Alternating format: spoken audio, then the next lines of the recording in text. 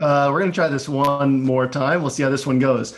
So in future shows, we're going to talk about advanced statistics and try to break them down for how they can be applied to that night's slate. The reason this is valuable is because there's a lot of misunderstanding of statistics in baseball. So there's plenty of times where we can actually take the best by the numbers play, and that play is contrarian because people are looking at the wrong statistics.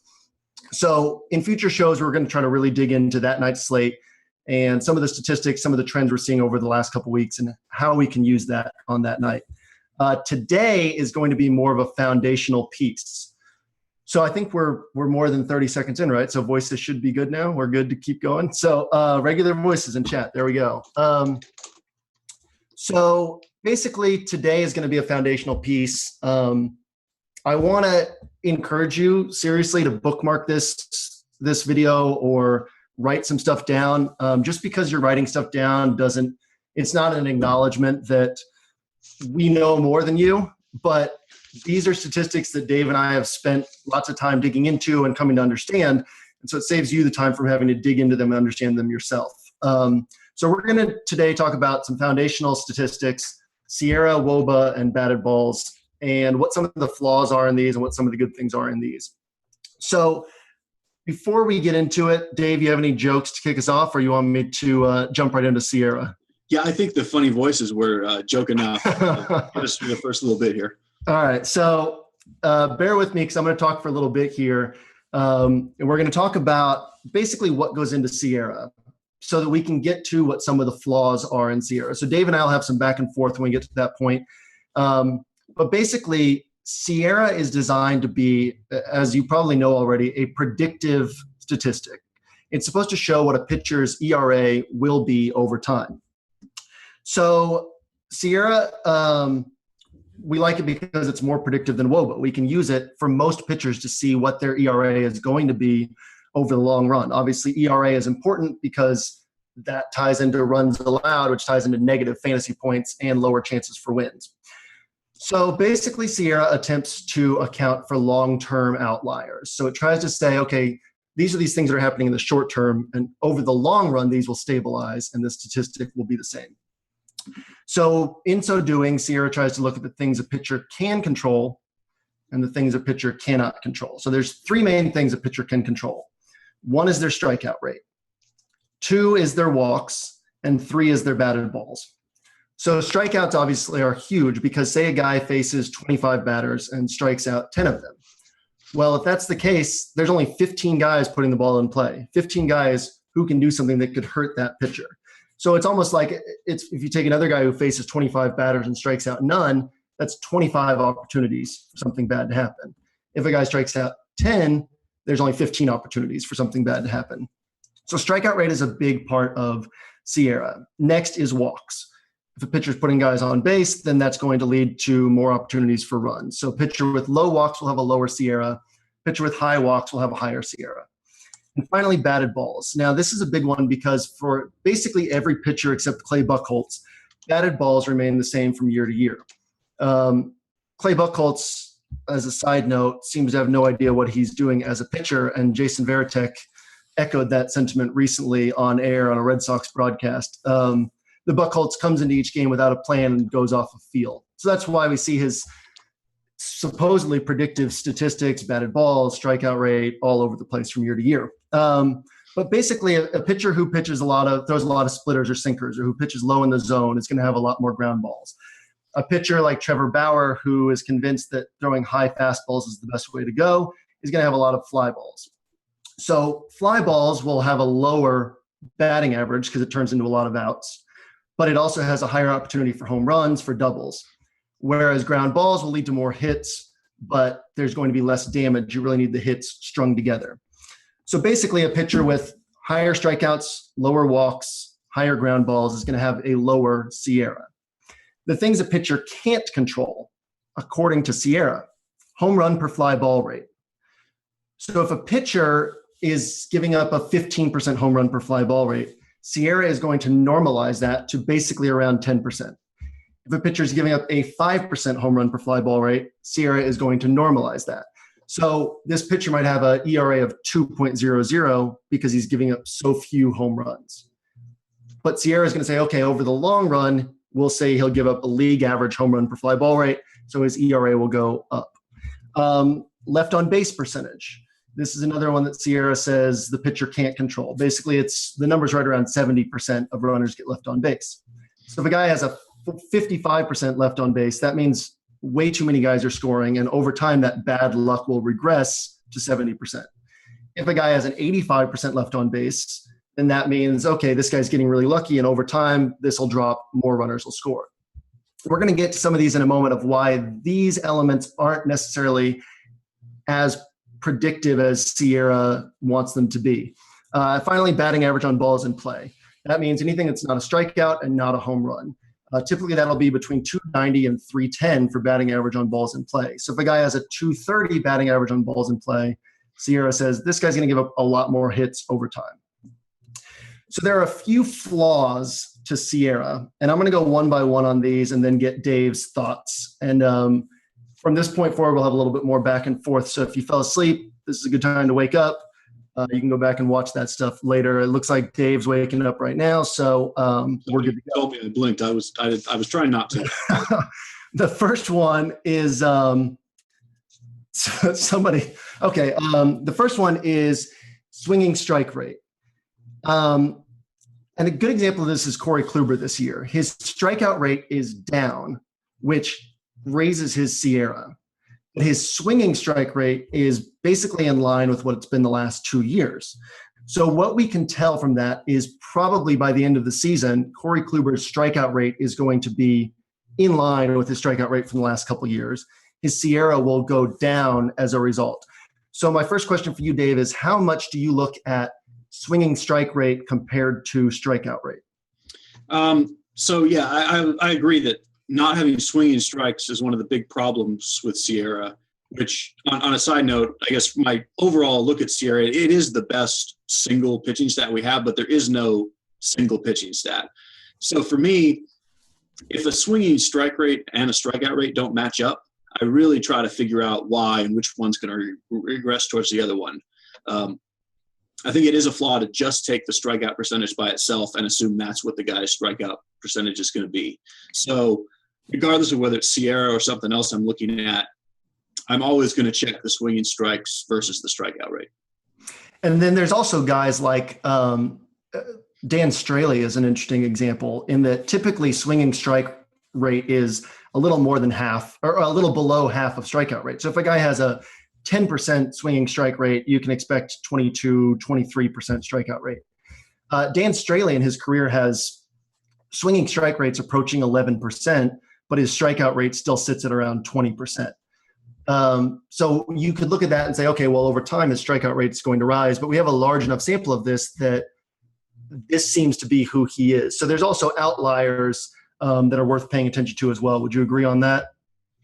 Yes, like the larger someone's sample size, there are guys who live on either side of that line with the swinging strikes, and sometimes it's maybe they just don't have that one out pitch, even though their main pitch gets a lot of swinging strikes. They don't have like a different pitch to throw with two strikes. There's a lot of reasons why it might be, but the bigger the sample size, the more you can start to believe it.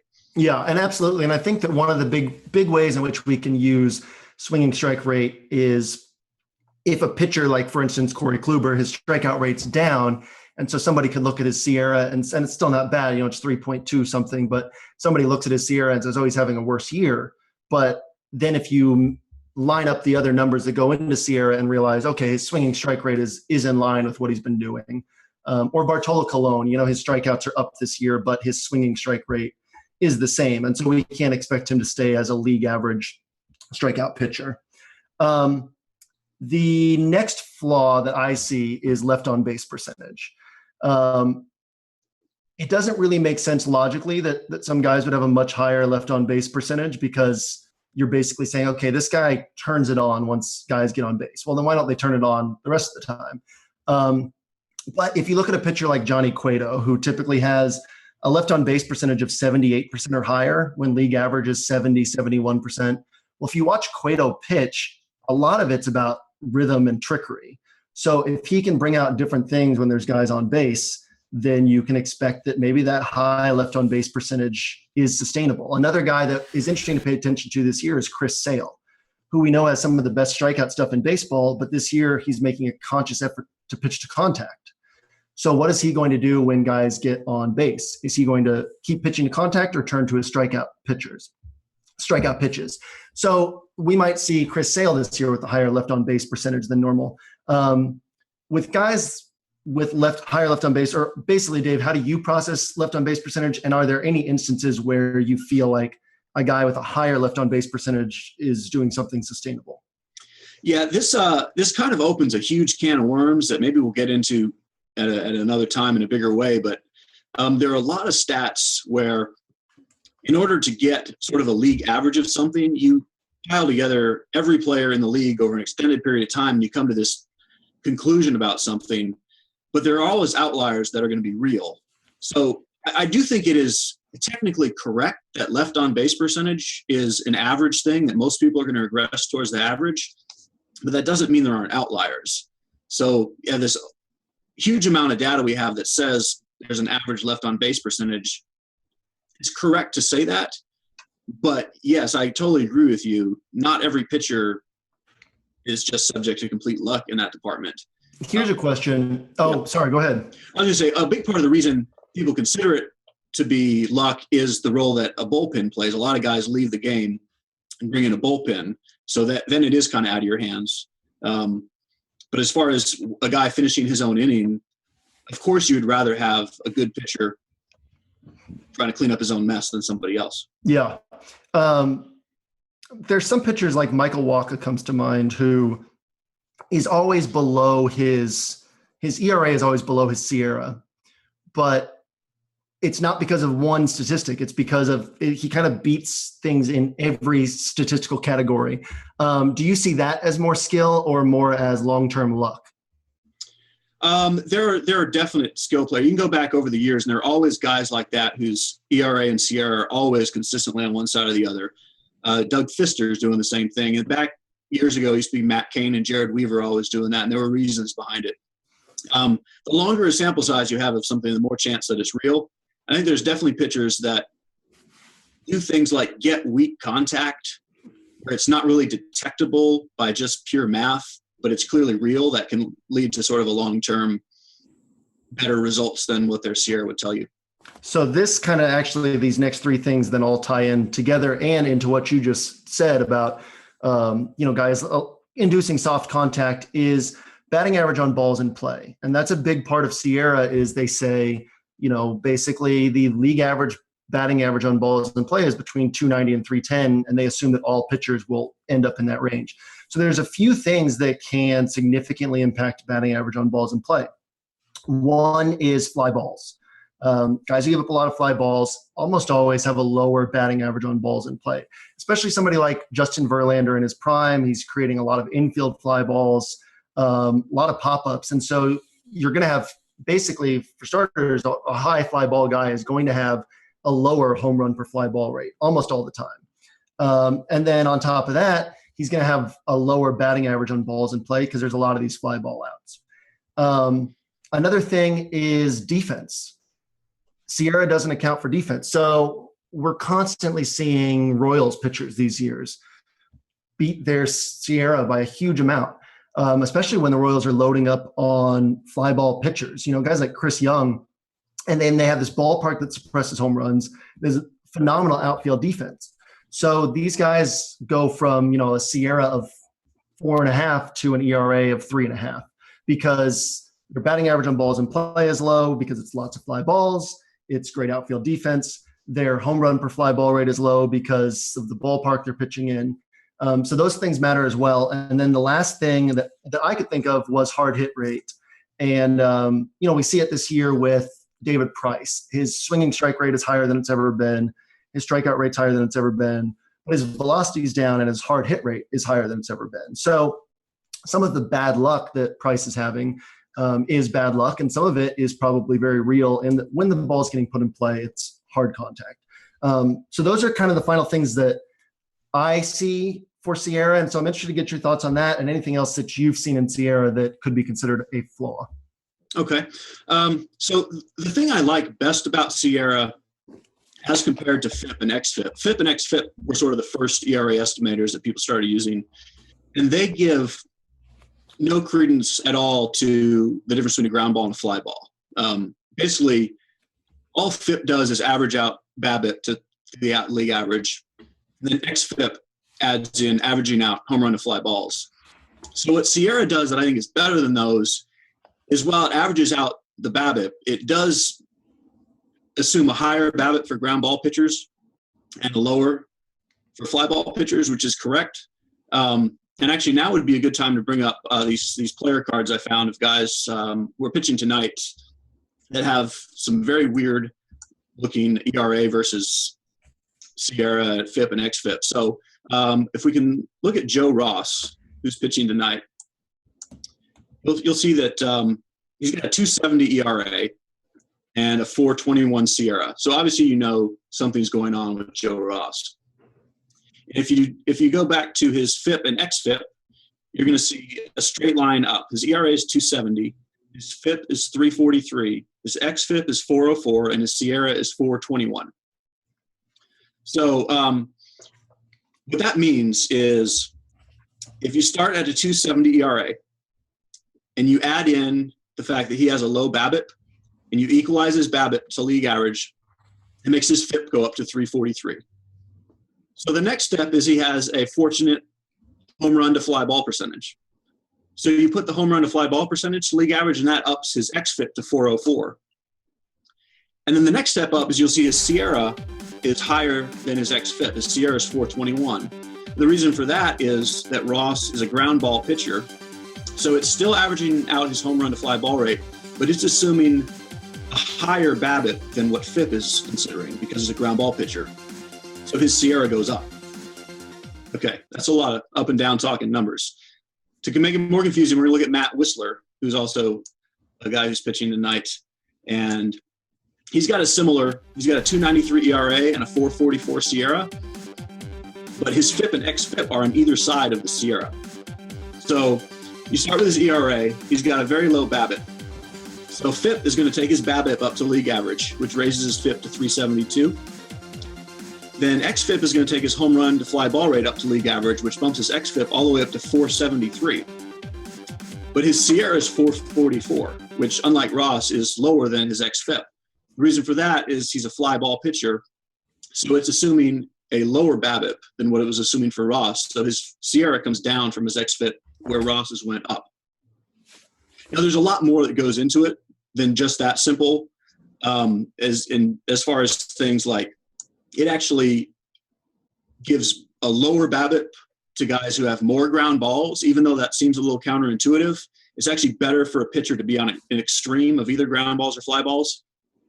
But essentially, that's what I like about Sierra is at least it's attempting to do something with batted balls. It's still very far from perfect, but every sort of ERA estimator we've got up through Sierra has attempted to add something else to the mix. That's why that's the one I'm going to look at first if I'm looking at one of these numbers. And another thing too that talking about Joe Ross that Sierra doesn't account for is splits. So Joe Ross is far better against right-handed batters than he is against left-handed batters. Much higher strikeout rate, much higher ground ball rate, a lot more soft contact.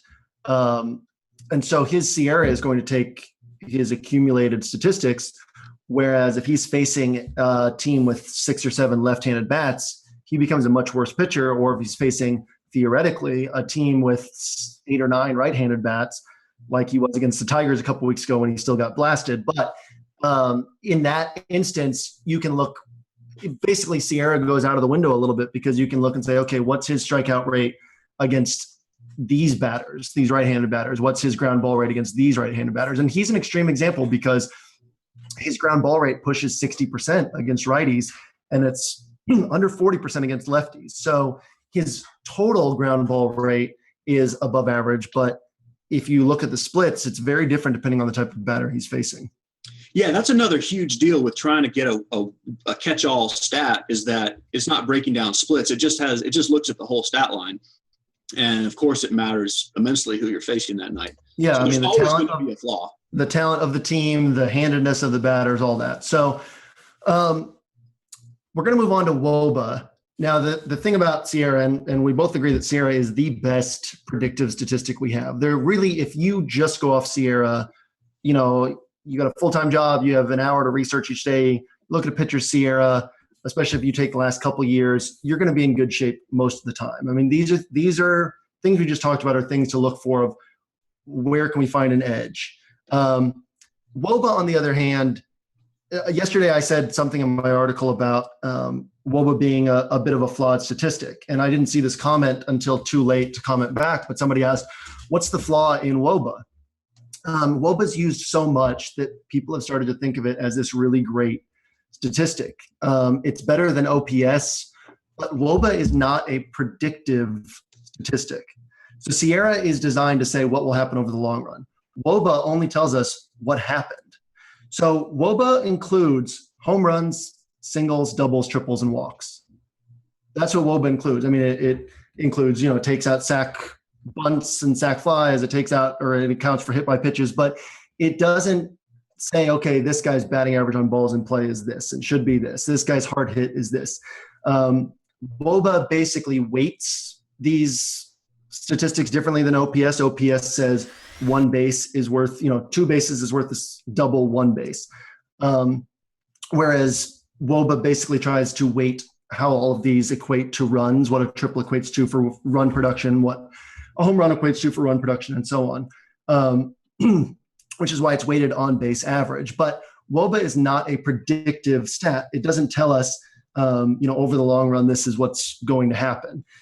So the flaws in WOBA, and especially in my mind, there are flaws in using a pitcher's WOBA allowed, because a pitcher has a smaller sample size than batters, and a couple of bad games can really spike a pitcher's WOBA allowed. So the flaws for me is WOBA does not account for batting average on balls in play.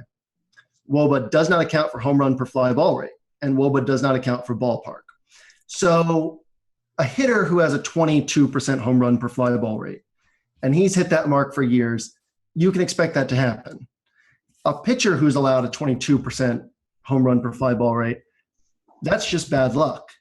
Now, not all pitchers are going to be at a 10 or 11% home run per fly ball rate. Some guys will be at 8%. Some guys will be at 13%. Maybe they allow more hard contact, or maybe they allow a lot more infield fly balls. But you're not going to see a pitcher who allows a 20% home run per fly ball rate. And so a lot of times people will look at WOBA allowed and say, oh God, this pitcher allows a 390 WOBA, but then they're not accounting for the fact that this guy has a 350 batting average on balls in play and a 17% home run per fly ball rate. And over time, those numbers are going to go down. And the bad pitchers are going to allow like a 335, 340 WOBA. The good pitchers are going to hold guys under 300, but you're not going to see these extreme 390, 400 WOBAs allowed over time. So basically, Dave, on WOBA, I'm interested to see how much you even look at WOBA, and then how you use WOBA as a predictive stat, or if you use it as a predictive stat at all. Okay, so WOBA kind of offends me, honestly. Like it's a great stat to have to say what has happened, and it's a very useful stat as far as analyzing the game when you don't have time to say every possible thing that a hitter's ever done, and you can just say, look, this is what his WOBA is if the WOBA looks real. But when I'm looking for hitters to play on a day, the WOBA is not, I don't even look at it at all. If I see it, it's an accident that I saw it. Because every possible luck metric that is relevant is not in there. It's really just what did this guy do in the past? So you need to be really careful with WOBA. Where I like WOBA is, in a lot of cases, a guy's WOBA does line up with his skill set. Like if a guy is somewhat near his average BABIP and home run to fly ball and all these things, then his WOBA is going to be more or less correct. But as soon as you see a guy with a funny number, the WOBA is out the window for both batters and pitchers. So you'll see guys, what's the case I pulled out today? Like it's so easy to find just crazy outliers. So I've got my papers here. So, okay, Travis Shaw. We all love Travis Shaw because he plays for the Red Sox. and you look at his WOBA versus right-handed pitchers, and you see it's 418. So basically, he's a Hall of Famer, and that's great. I'm happy for him. I love the guy. But his BABIP is 441. Well, that's ridiculous. That's silly. Like, why would we even mention either of those stats? Like, a 418 WOBA, if it's based on a 441 BABIP, is not even a thing. Like, it's just a number that means nothing. Whereas Kendry Morales, who we all hate because apparently he's no good at baseball anymore, because he has a 204 WOBA against righties. Well, he has a 147 BABIP after a 303 last year. He strikes out less than Travis Shaw and has a higher hard hit rate than Travis Shaw. So is Shaw a 418 WOBA player and Morales is a 204? The answer is no. I'll let you in on a secret on that one. Like, the WOBA is silly at this point. Like, you need to look at what went into that WOBA. So, a lot of players, like I say, their WOBA actually is pretty close to correct if their BABIP and home run percentage and hard hit rate is all close to average or their average. But when it's not, the stat is going to lead you in the wrong direction if it's the first thing you're looking at. So optimally, if you're looking at a slate, you're not going to seek out WOBA at all. No.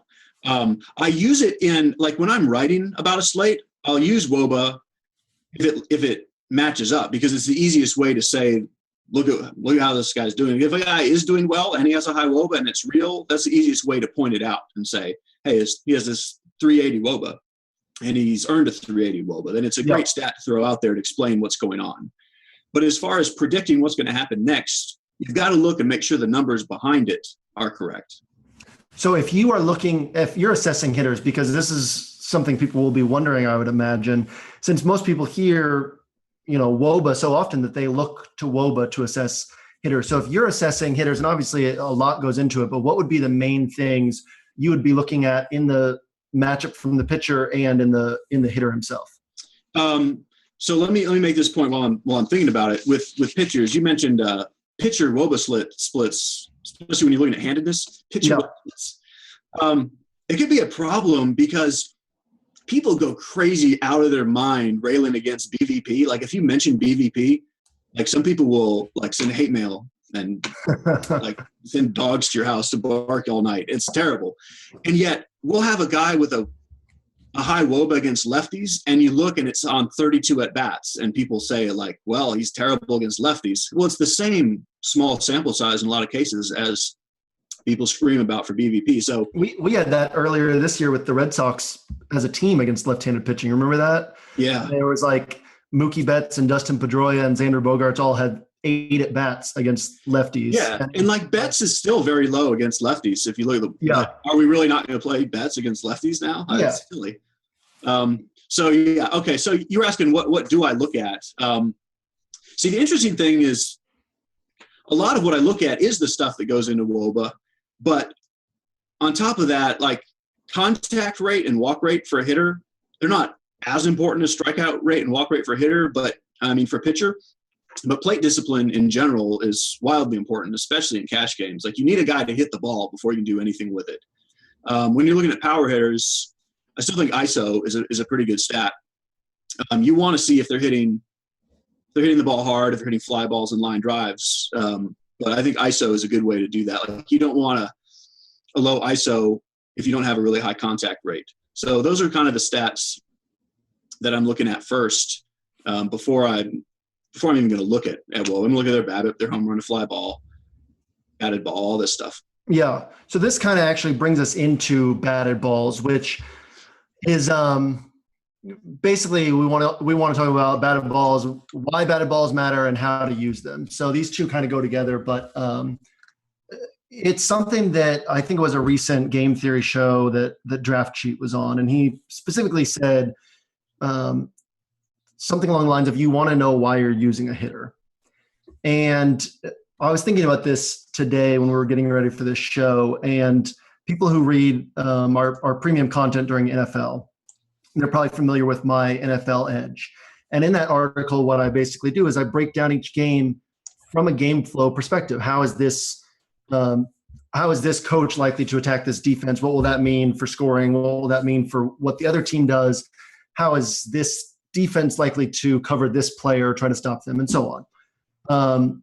And we think that there isn't that element in baseball, but there is a little bit more so than we all give it credit for, because there's a lot of how would I get points from this hitter? It's not just this pitcher allows a high WOBA or this pitcher allows a low WOBA. And so I think that's kind of what all of these stats go into is like Dave said, he rarely looks at WOBA when he's assessing a slate, but he's looking at all the numbers that go into WOBA. And so batted balls are a big part of this because, for one thing, for most hitters and most pitchers, batted balls are very consistent. So a pitcher who allows, a 55% ground ball rate to right-handed batters is going to allow a 55% ground ball rate to right-handed batters. League average is around, it fluctuates, but between 44, 45% for ground balls. And, batters who allow a lot or who hit the ball on the ground a lot, like Christian Yelich, has like a 60% ground ball rate. That's what he does. He hits the ball on the ground and tries to find, holes in the defense. So basically, when we start paying attention to batted balls, we can start identifying what we could get from a hitter. So somebody like an interesting example tonight is the Nationals against Mike Leake. So Mike Leake keeps the ball on the ground against right-handed batters. So you have, because he has a low strikeout rate, you can assume that the ball is going to be put in play. But if you're paying attention to batted balls, you could say somebody like Anthony Rendon is not a bad play because you're not necessarily, he has power, but you're not rostering him for power. You would love for him to put the ball in play, get some singles and doubles, steal some bases, score some runs. Somebody like Ryan Zimmerman, on the other hand, you're rostering him. You're probably not rostering him at all unless he's playing Justin Nicolino, but you're rostering him hoping for a home run.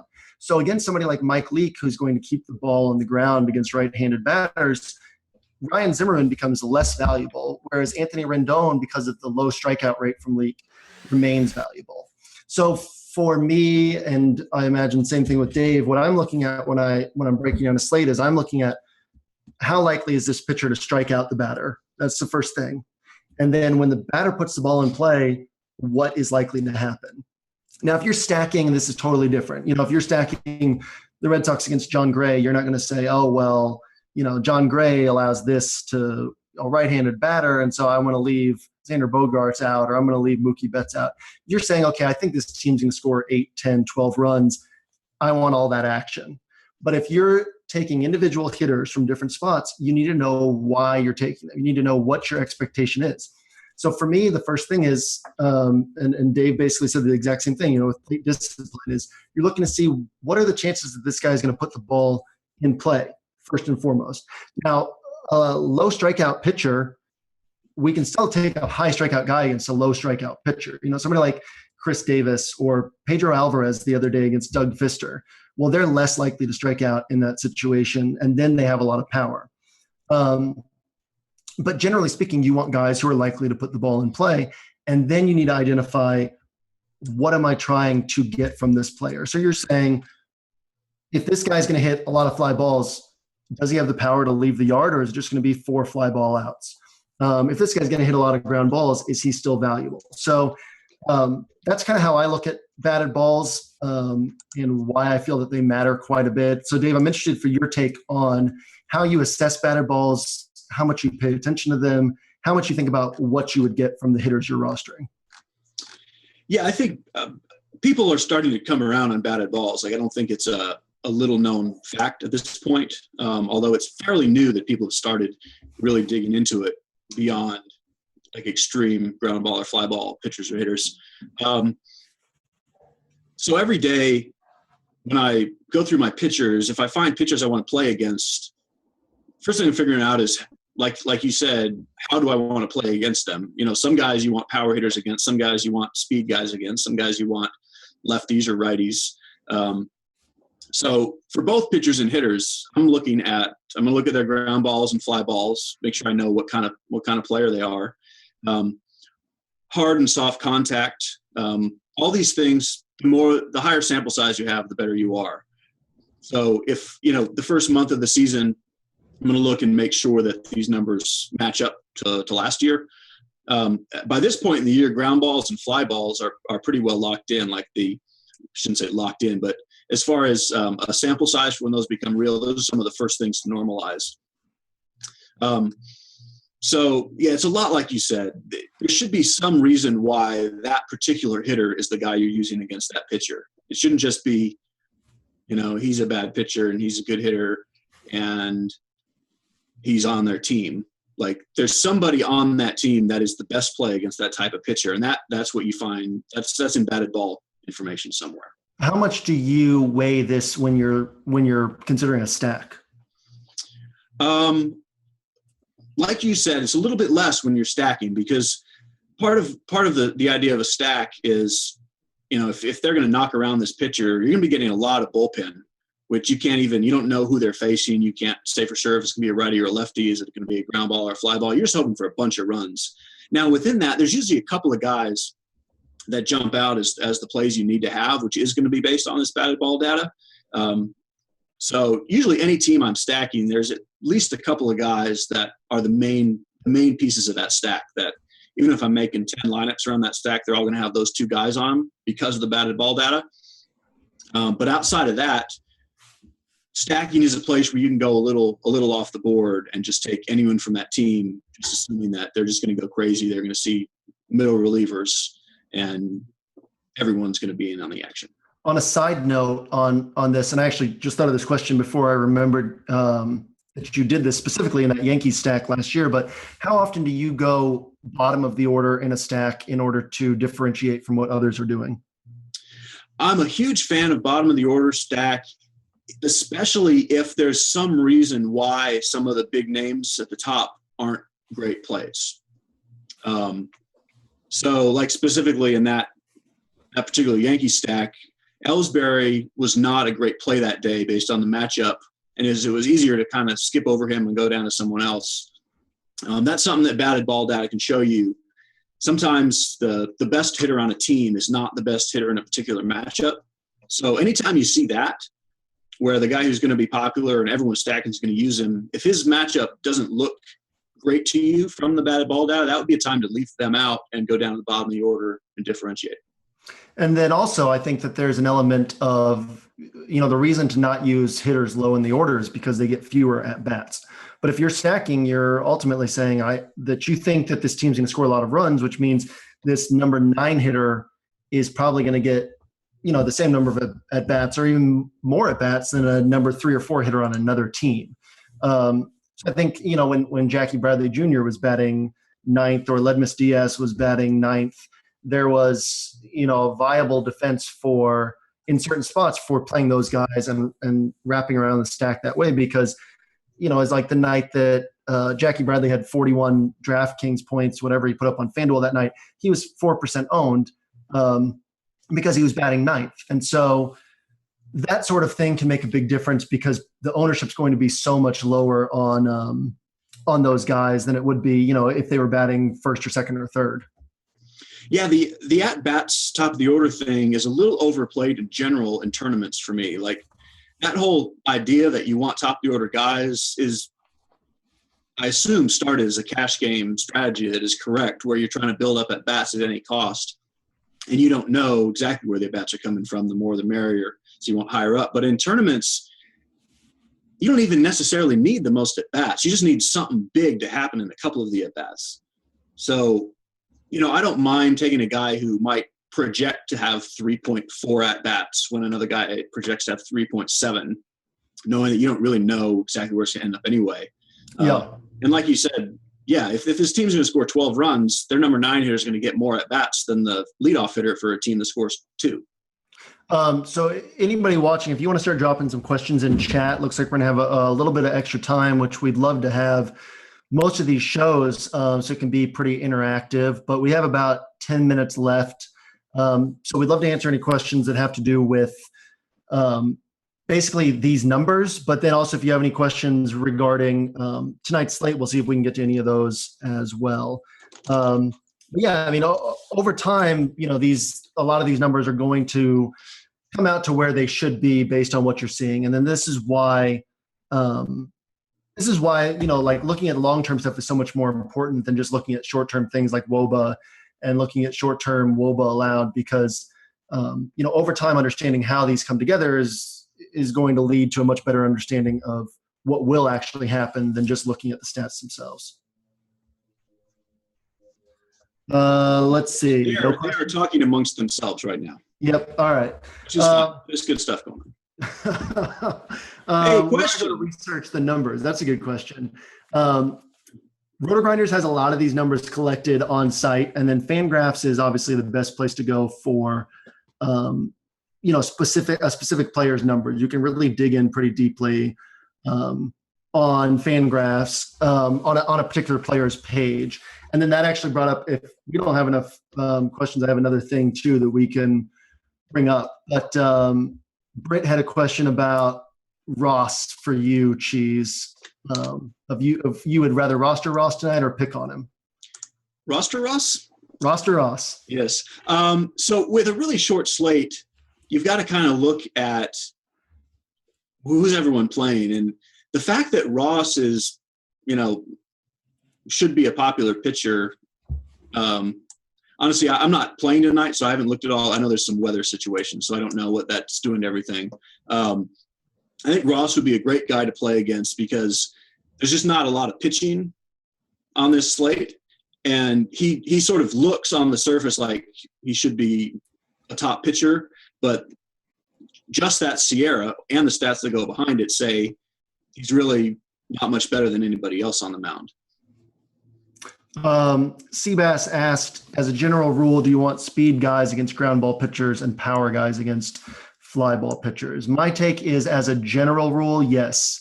But that's a very wide statement, and there are, there's different things to look at in every matchup. But in a very broad sense, then that's what I'm looking for, is guys who can get on base and be valuable without home runs against ground ball pitchers and power guys against fly ball pitchers. What about you? Yeah, that's another part of that huge can of worms where when you congregate all the data that's ever existed for all players, it says you generally actually want the opposite, that fly ball hitters against ground ball pitchers are good and vice versa. But when you start taking individual cases,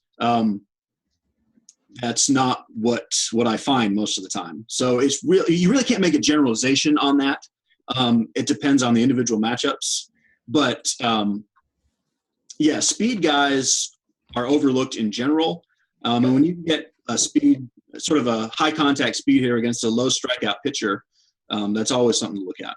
Yeah. There's data that shows that, a fly ball hitter is likelier to hit line drives against a ground ball pitcher, or a ground ball hitter is likelier to hit line drives against a fly ball pitcher, which we love line drives, but you also have to look on a case-by-case basis with different hitters and understand what you can expect from them. I mean, some guys excel against ground ball pitchers. Some fly ball hitters excel against ground ball pitchers because their swing path goes right through where those ground ball pitchers like to live.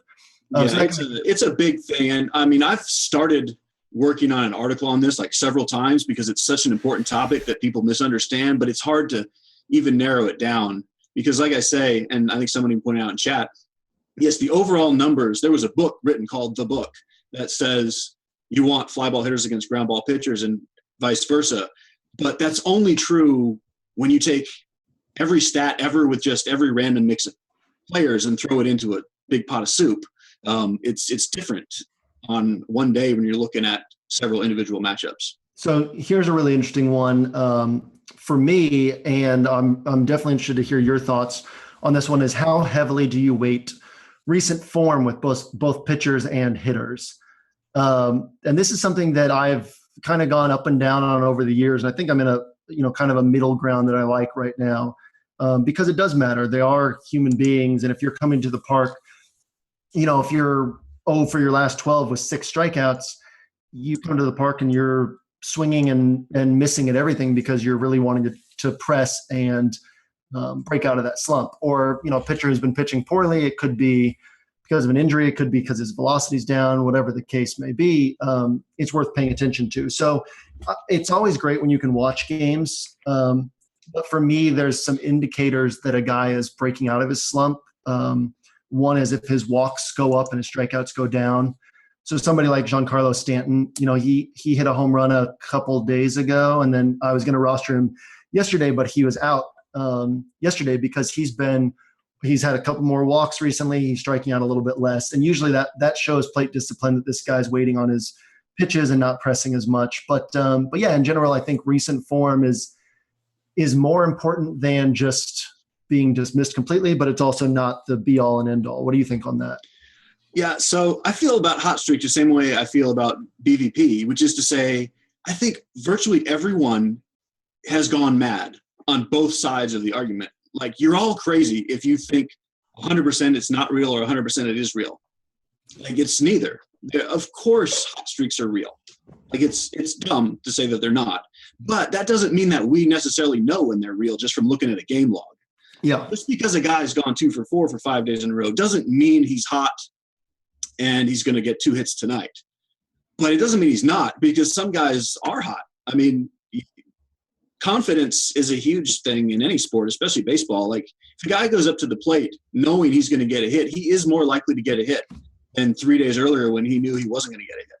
Yeah, like, absolutely. Don't be stubborn with your point of view on hot streaks. Like, try to look at the other, whichever side you're on, just really try to take an honest look at the other side of the argument, and you'll see there's validity to both sides. Somebody asked, I thought you want fly ball hitters against ground ball pitchers and vice versa. That goes back to what you talked about from the book, what we were saying, that the general data says yes, because fly ball hitters against ground ball pitchers creates more line drives. Ground ball hitters against fly ball pitchers creates more line drives. But you really have to take it on a case-by-case basis and say, what am I hoping to get from this hitter? So if you're taking a guy hoping for a home run and he doesn't hit a lot of fly balls against ground ball pitchers, you still don't want that guy because he's still unlikely to hit a home run. So there are these big statements that we can make. And that was kind of the other thing I wanted to get into if we had time and didn't have questions, was just that, individual player data is a lot more important than, big picture data. And so if you can see that certain pitchers do a better job against, or certain hitters do a better job against certain types of pitchers, that trumps, this big data that says you want a ground ball hitter against this type of pitcher. Well, if this guy has, Christian Yelich, for example, has hits a lot of ground balls, but has a much higher OPS against fly ball pitchers. Derek Dietrich, on the other hand, hits a lot of ground balls, but has a much higher OPS against ground ball pitchers. And so, there's different cases, and it really just depends on the guy's approach at the plate and, what he can do. And you can find all that. People ask me all the time where you can find hitter splits versus ground ball and fly ball pitchers. The best place that I've found is go to Baseball Reference and to a player's, player page and sort by their career splits. And then you can scroll down and find their batted ball information. So we are just about out of time. So yeah, I don't know when the next show is. It's going to be in a week or 2 weeks or 3 weeks, but we will keep you guys updated on that. And drop me any thoughts you have on Twitter at JMToWin. And let me know anything you'd like to see incorporated into this show in the future. But Dave, any final thoughts before we sign off? I will save some thoughts for the next time. All right. Yeah, we got all kinds of stuff in store. Sounds good. Then I am JMToWin. He is CheeseIsGood, and we are signing off from the RotoNomics show. Great to have you here, and we'll see you guys next time.